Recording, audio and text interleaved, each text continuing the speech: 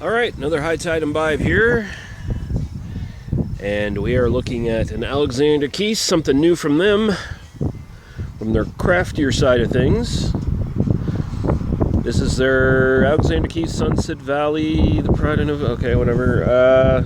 Belgian wheat, 5.0% alcohol by volume.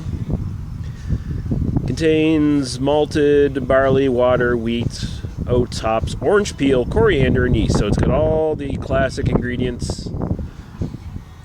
Wheat beer that combines sweet and bitter orange peels. Coriander for a refreshing and bright experience. Alright, so they give you the gist of what the style is without giving you any tasting notes, which I appreciate. They tell you what it's supposed to be, instead of giving their own opinions on what it actually is. And I, the drinker, or you, the drinker, gets to decide if said thing is accurate, for better or worse. So looking at it, very hazy, peachy, yellowish kind of color, somewhere in between there. Good head on it. Looks the part, anyway. So let's go to the aroma. You can look at the stag head down there.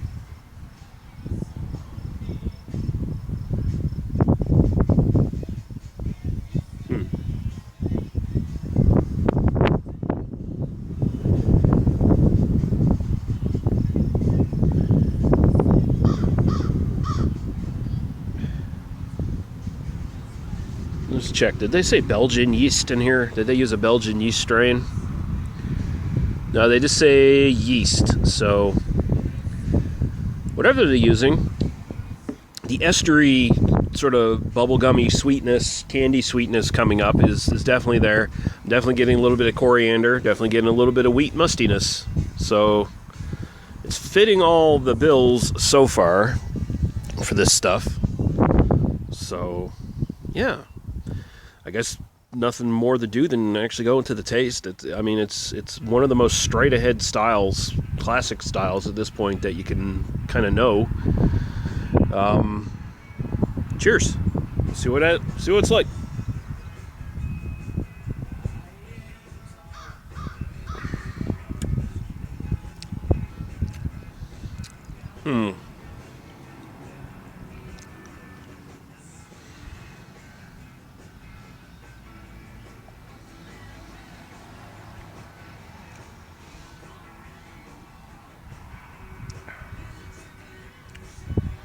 It's weird. So the malt bill on this is way more dominant than the other flavors, which is not, at least from what I understand it to be, to style with this. It's very, like, the sort of estery sweetness that you're supposed to get is very dialed back, which kind of makes me think they're not using a Belgian yeast strain in this. But I mean, if they're not doing that, then they'd have like no right to call this a Belgian-style wheat at all. So I'm just gonna give them the benefit of the doubt, assume they are. But whatever they're doing with it, the estery sweetness is very dialed back, too dialed back, I'd say. And the coriander is kind of there, but it's just a ghost of coriander spice. If just going into this, I'm kind of thinking that they're pushing towards something that's more like more widely would be acceptable with a more general crowd, I guess. I mean, I don't know why you would apply that thinking to a Belgian wheat, because it's one of the most, just, as a style on its own, it's one of the most easy drinking styles there is, really. It really appeals to just about everybody.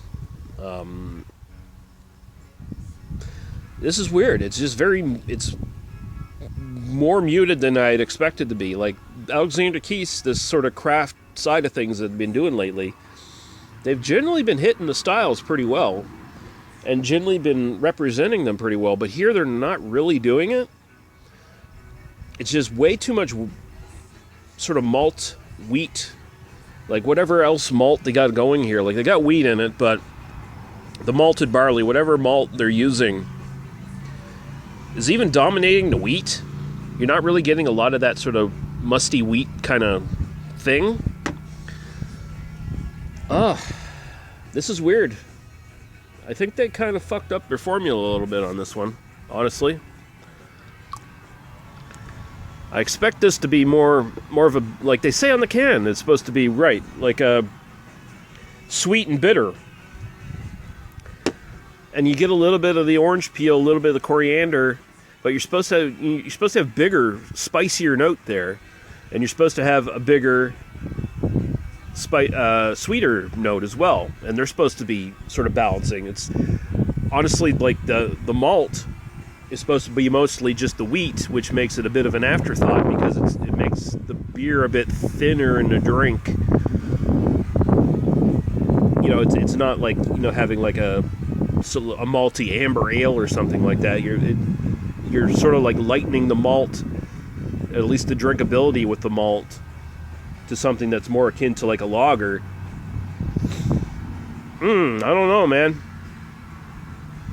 It's a delicate balance, and I think they just kind of they put a little too many eggs in one of the baskets and the wrong one. That's unfortunate, but it's not a terrible beer at the same time. So, I mean, it's easy to drink. It still tastes fine. It just doesn't taste quite like a Belgian wheat. At least not enough like one for me to like say, yeah, that's a really good interpretation of the style. So for the style on this, I'm going to throw about a 6 because they tried. They just kind of fucked it up.